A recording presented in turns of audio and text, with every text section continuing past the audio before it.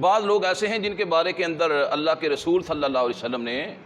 یہ ارشاد فرمایا کہ فلیس منا من راغب عن سنتی فلیس منا، جس نے میری سنت سے روح گردانی کی میرا اس سے کوئی تعلق ہی نہیں ہے۔ شروع کے اندر یہ بات سمجھ لیں کہ یہ جو آپ صلی اللہ علیہ وسلم نے بعد کیٹاگریز ایسی بیان فرمائی کہ ان کیٹاگریز کے جو لوگ ہیں مسلمان ہیں، میرا ان کے ساتھ کوئی تعلق نہیں ہے،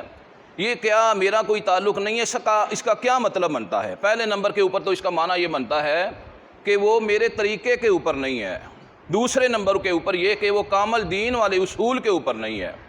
اس کا مطلب یہ نہیں ہے کہ وہ دائرہ اسلام سے خارج ہو گیا، بلکہ آپ صلی اللہ علیہ وسلم اس کے ساتھ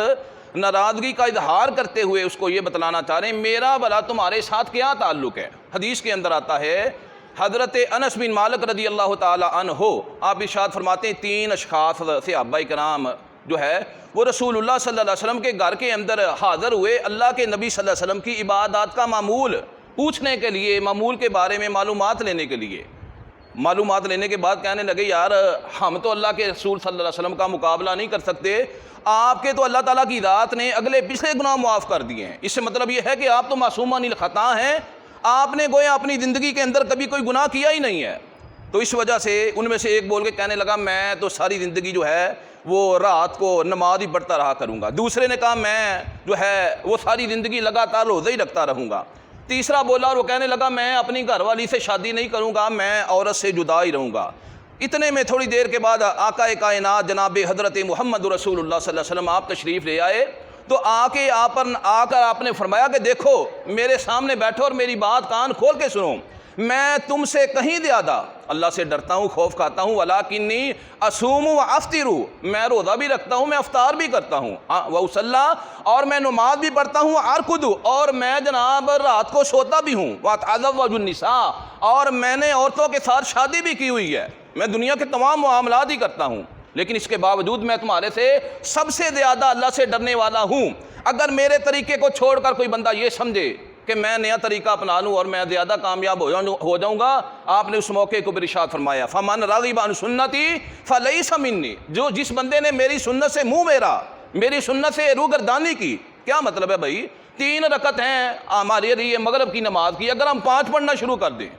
وہ ہمارے لیے گناہ کا باعث بن جائے گا۔ طریقہ وہ ہے جس کے اوپر محمد رسول اللہ صلی اللہ علیہ وسلم کی مہر لگی ہوئی ہے۔ حضرت عبداللہ بن عمر رضی اللہ تعالیٰ عنہ سے روایت ہے، آپ فرماتے ہیں اللہ کے رسول نے فرمایا مجھے تلوار دے کر بھیجا گیا ہے یہ کہ میں لوگوں کو اللہ کی عبادت کا حکم دوں، شرک سے منع کروں، اور میرا رزق جو ہے وہ نیزے کے سائے کے نیچے رکھا گیا ہے۔ اور اللہ کے رسول صلی اللہ علیہ وسلم نے فرمایا اصغار علی من خالف امری، اس بندے کے اوپر ذلت مسلط کر دی جائے گی، یعنی وہ بندہ ذلیل اور رسوا ہوگا جس نے میرے حکموں کی، میرے فرمودات کی جو ہے وہ نافرمانی کی۔ اور دوسرے مقام کے اوپر آپ صلی اللہ علیہ وسلم نے فرمایا کہ لیس منا من تشبہ بغیرنا، ہر وہ بندہ، ہر وہ مسلمان، چاہے اس نے داڑھی رکھی ہے، چاہے وہ نماز پڑھ رہا ہے، چاہے وہ روزہ رکھنے والا ہے، چاہے وہ بہت زیادہ حج کرنے والا ہے، چاہے وہ بہت زیادہ زکوٰۃ ادا کرنے والا ہے، اگر وہ مجھ کو چھوڑ کر غیروں کے ساتھ مشابہت اختیار کرتا ہے۔ کیا مطلب ہے بھائی؟ غیروں کی کاپی اختیار کرتا ہے۔ رسول اللہ نے آگے جا کے پھر فرمایا وَلَا تَشَبَّهُوا بِالْيَهُودِ وَلَا بِالنَّصَارَىٰ، او لوگو ایمان کا دعویٰ کرنے والو، یہودیوں کی عیسائیوں کی مشابہت اختیار نہ کرنا۔ پھر آپ نے فرمایا یہودی جب سلام لیتے ہیں اپنے ہاتھوں کی انگلیوں سے اشارہ کرتے ہیں، اور عیسائی جب سلام لیتے ہیں اپنے ہاتھوں کی ہتھیلیوں سے سلام لیتے ہیں۔ تم جب سلام لو تو اس وقت السلام علیکم ورحمۃ اللہ وبرکاتہ کہنا چاہیے۔ میرے بھائیو، میں تحدیث بن نعمت کے طور پہ یہ بات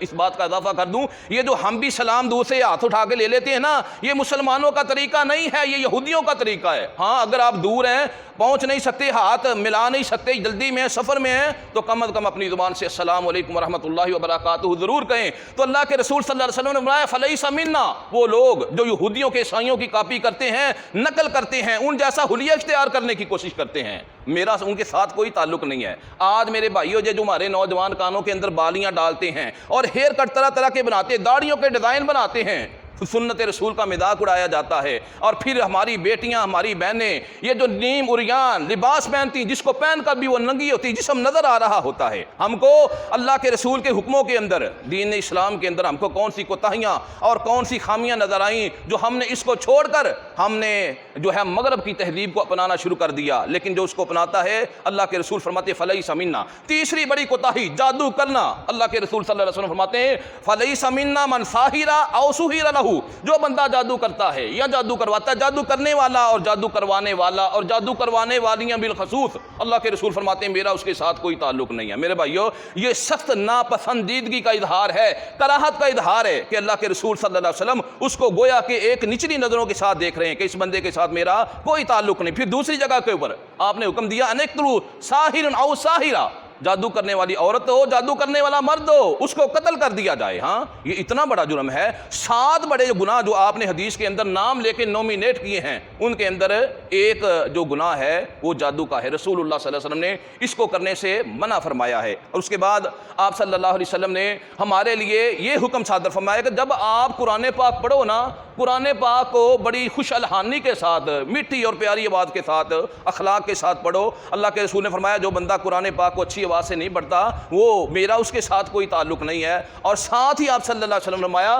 کہ قرب قیامت لوگ اس طرح کے پیدا ہوں گے، اس طرح کی نسل پیدا ہوگی کہ جو قرآن پاک کو گانوں کی طرز کے اوپر، موسیقی کی طرز کے اوپر، میوزک کی طرز کے اوپر پڑھیں گے۔ آپ حیران ہوں گے یہ کون لوگ ہیں؟ یہ وہی لوگ ہیں میرے بھائیو جو آج رسول اللہ کی نعتیں جو ہیں وہ گانوں کی طرز کے اوپر، انڈین میوزک کی طرز کے اوپر پڑھتے ہیں۔ اگر ان کو نعت پڑھنے میں کوئی قباحت نظر نہیں آتی تو قرآن پاک پڑھنے کے اندر بھی ان کو کوئی قباحت نظر نہیں آتی ہے۔ اللہ کے رسول صلی اللہ علیہ وسلم نے آپ نے ارشاد فرمایا فبادر بالاعمال خصالا 6، لوگوں 6 چیزوں کے ہونے سے پہلے 6 چیزوں کے واقعہ ہونے سے پہلے نیک اعمال کر لو، ذخیرہ جمع کر لو۔ وہ کون کون سے ہیں؟ بے وقوفوں کی حکومت آنے سے پہلے نمبر کے اوپر، اور دوسری یہ کہ معاشرے کے اندر پولیس کی جو ہے وہ نفری بہت زیادہ ہو جائے، کثرت بہت زیادہ ہو جائے، اور تیسرے نمبر کے اوپر آپ نے فرمایا قطع رحمی کرنے والے لوگ بہت ہو جائیں، چوتھے نمبر کے اوپر جو ہے انصاف بکنا شروع ہو جائے، اور 5ویں نمبر کے اوپر جو ہے لوگ قتل کو بڑا عام سمجھنا شروع ہوتے ہیں، ایسے لوگ بندے کو مار دیتے ہیں۔ 6 نمبر کے اوپر آپ نے فرمایا ایک نسل ایسی پیدا ہوگی قرب قیامت جو قرآن پاک کو گانوں کی طرز کے اوپر پڑھے گی۔ تو قرآن پاک کو ایک اچھے انداز کے ساتھ، قاریوں والے انداز کے ساتھ، علماء کے انداز کے ساتھ پڑھنا چاہیے۔ جو بندہ گانوں کی طرز پہ پڑھے، اللہ کے رسول فرماتے ہیں وہ میری امت کے اندر سے نہیں ہے۔ اس کے بعد آپ صلی اللہ علیہ وسلم فرمایا جو بندہ اپنے بڑوں کی عزت نہیں کرتا اور چھوٹوں کے ساتھ پیار نہیں کرتا وہ میری امت کے اندر سے ہی نہیں ہے۔ حضرت انس بن مالک فرماتے ہیں رسول اللہ صلی اللہ علیہ وسلم آپ ایک محفل کے اندر تشریف فرما تھے، ایک بوڑھا آدمی، وڈیرا آدمی آگے آنا چاہتا تھا، آگے بڑھنا چاہتا تھا، تو لوگوں نے اس کو تھوڑی کی رستہ نہیں دیا، اس کو رسول اللہ صلی اللہ علیہ وسلم تک پہنچتے ہوئے کچھ وقت لگ گیا، تھوڑی دیر لگ گئی۔ جب وہ آپ صلی اللہ علیہ وسلم تک پہنچا تو اللہ کے رسول صلی اللہ علیہ وسلم نے فرمایا کہ من لم یرحم صغیرنا ولم یعقل کبیرنا فلیس منا، جو بندہ چھوٹوں کے اوپر شفقت نہیں کرتا، چھوٹے بچوں سے پیار نہیں کرتا اور بڑوں کی عزت نہیں کرتا، اس کا میرے ساتھ کوئی تعلق نہیں ہے۔ پھر دوسرے مقام کے اوپر حدیث کے اندر آتا ہے رسول اللہ صلی اللہ علیہ وسلم ایک محفل کے اندر تشریف فرما تھے، پاس ہی حضرت حسن رضی اللہ عنہ تشریف فرما تھے۔ اللہ کے رسول نے ان کا چہرہ پکڑا اور بڑی محبت کے ساتھ بوسہ لیا حضرت حسن کے چہرے کا، اور سامنے ایک صحابی بیٹھے تھے جن کا نام تھا حضرت اقرا بن حابس رضی اللہ عنہ، فرمانے لگے اللہ کے رسول آپ بچوں سے اتنا پیار کرتے ہیں، میرے تو 10 بیٹے ہیں، میں نے کبھی ان کا بوسہ نہیں لیا۔ اللہ کے رسول نے فرمایا من لم یرحم ومن لم یرحم، جو بندہ رحم نہیں کرتا اس کے اوپر رحم نہیں کیا جاتا، فلیس منا، میرا اس کے ساتھ کیا تعلق ہے۔ تو اس موقع کے اوپر آپ نے ہم کو یہ تدریس دی، یہ درس دیا کہ چھوٹوں کے ساتھ شفقت کرو، بڑوں کے ساتھ جو ہے وہ پیار کرو۔ ایک موقع کے اوپر قتل کا معاملہ رسول اللہ صلی اللہ علیہ وسلم کے سامنے پیش کیا گیا، دونوں طرف سے بندے آئے، ایک طرف سے جو بندہ آیا اس کا نام تھا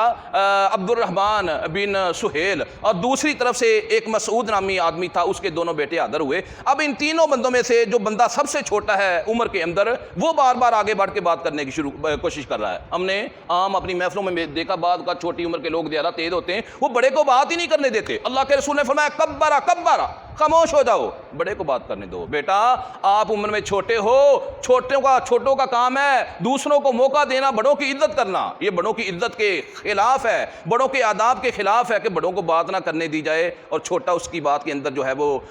دخل اندازی کرنے کی کوشش کرے۔ وہ فوری طور پر خاموش ہو گیا۔ اور چوتھا عمل یہ ہے کہ جو لوگ عورتوں کو، بیویوں کو ان کے خاوندوں کے خلاف بھڑکاتے ہیں، غلاموں کو ان کے آقاؤں کے خلاف بھڑکاتے ہیں، اللہ کے رسول فرماتے ہیں لیس منا، میرا اس کے ساتھ کوئی تعلق نہیں ہے۔